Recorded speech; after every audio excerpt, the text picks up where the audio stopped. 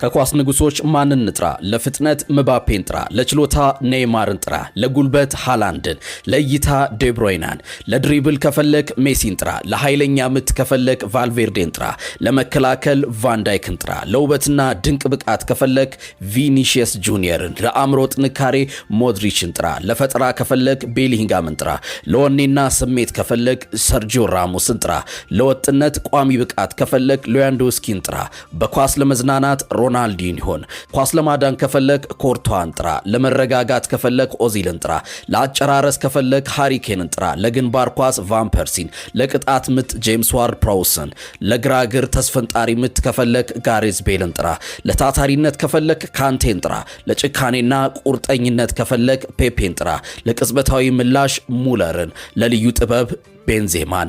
እነዚህን ሁሉ በአንድ ላይ ከፈለክ ግን የምንጊዜውም ታላቅ ተጫዋች የሆነውን ክርስቲያኖ ሮናልዶን ጥራ። እውነተኛ የሮናልዶ አድናቂ ይህንን አይቶ CR7 ብሎ አስተያየት ሳይጽፍ አያልፍም። ባዮ ላይ ባለው ሊንክ በመግባት ማራኪ ስፖርታዊ ዘገባዎች እንድታጣጥሙም ጋበዝኳችሁ። መልካም ጊዜ።